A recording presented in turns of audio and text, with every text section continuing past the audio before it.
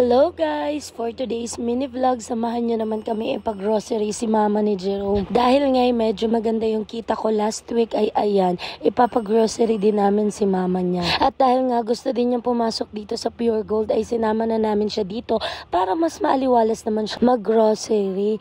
Guys, huwag natin kalimutan yung mga magulang natin sa simpleng bagay na na-achieve natin. Ay syempre dapat kasama yung mga magulang natin.